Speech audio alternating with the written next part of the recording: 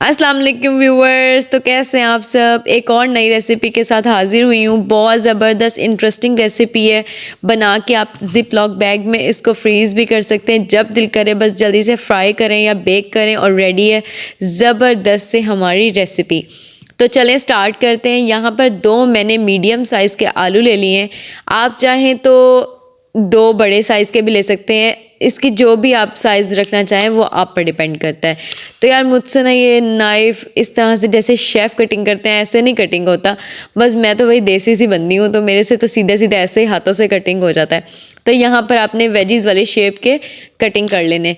आप इसको बना लें तो आपको झटपट बन जाएगा और आपको ज़्यादा आलू के ना चिप्स ज़्यादा नहीं बनाने पड़ेंगे। ये थोड़े हैवी भी होते हैं, मज़े के भी ज़्यादा लगते हैं और जल्दी से भी बन जाते हैं। तो ये देखें हमने ना क्या किया, अच्छे से इसको पहले मैंने 1-2 बार पानी से धो के और निकाल लिया था। ठीक है, उसके बाद ना मैंने खौलता हुआ पानी डाला है, इसके अंदर थोड़ा सा नमक डाला है और 20 मिनट के लिए मैंने इसको अंदर रख दिया है।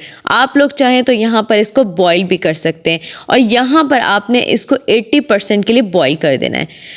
अब ये अच्छे से हो गए थे नरम, यानी कि बॉईल हो गए थे। तो आपने अब इसको सारे एक जो है किचन टॉवल पे लगा देना है। हमने इसको बेसिकली जो है ड्राई करना है। अच्छे से आप लोगों ने दूसरा किचन टॉवल लगा के और इसको ड्राई कर लेना है। ये देखें मैं अच्छे से ड्राई कर रही हूँ। पानी होगा तो यार ये ना जो हम आगे इस पे जो भी चीज़ें लगाएंगे वो सारी स्टिक कर जाएंगी और पानी थोड़ा सा निकलने लग जाएगा, तो हमें पानी नहीं चाहिए।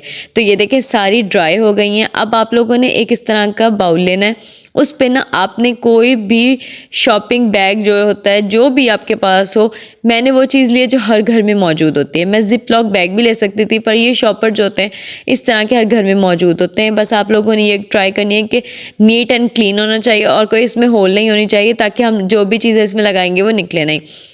थोड़ा सा ऑलिव ऑयल लगाकर मैंने अच्छे से इसको इसमें शेक कर लिया है, ताकि अच्छे से ऑलिव ऑयल हर जगह पे हर पीस पे इवनली स्प्रेड हो जाए।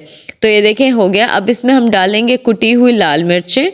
ये सब कुछ आप अपने टेस्ट के अकॉर्डिंग इसको एडजस्ट कर सकते हैं।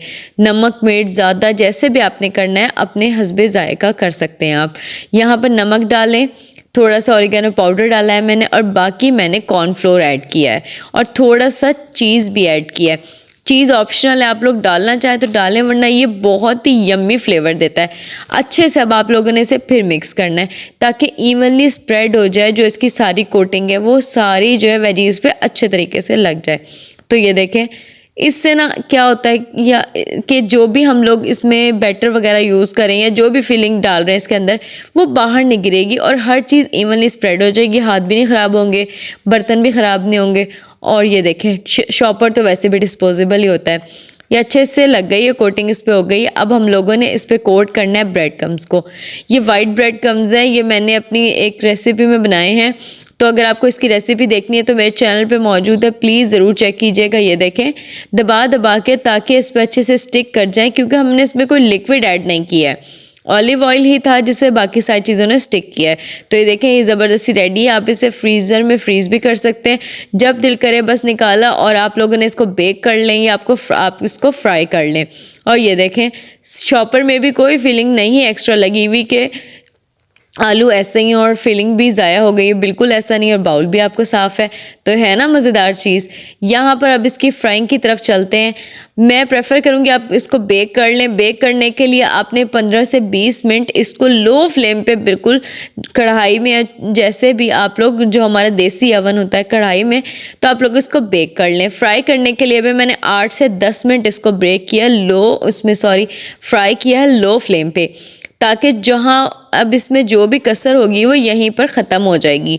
तो ये देखें अच्छे से आप इसे फ्राई कर लें और आपने ध्यान रखना है कि ब्रेड क्रम्स भी ना जलें और ये फ्राई भी हो जाए। और जब आपने सेकंड बैच डालना है तो आप देख लीजिएगा कि पहले ब्रेड क्रम्स जो उतरते हैं इस पर आप लोग उसको क्लीन कर लें, क्योंकि ब्रेड क्रम्स जब ऑयल में गर्म ऑयल में डले रहते हैं तो वो जलते रहते हैं और वो ब्लैक कलर ले जाते हैं। तो जो इसके बाद आप लोग बैच डालेंगे वो शायद हो सकता है ब्लैक कलर इस पर आ जाए। तो आप लोग पहले ये मेक श्योर कर लें कि यहाँ पर आपने सारा जो है हटा देना है, जो नीचे जो भी जो एक्सेस बचाओ। अगर आपको मेरी वीडियोस अच्छी लगें तो मेरे चैनल को सब्सक्राइब कर दें और प्लीज़ वीडियो को लास्ट तक देखा करें आपको, ताकि टिप्स एंड ट्रिक्स सारे पता चल सकें। ये देखें, बच्चों के लिए बहुत मज़ेदार मैंने मेयो और केचप के साथ इसको सर्व किया है। ये झटपट ख़त्म हो जाएगा आपके, तो बचेगा नहीं। Thanks for watching. अल्लाह हाफिज़।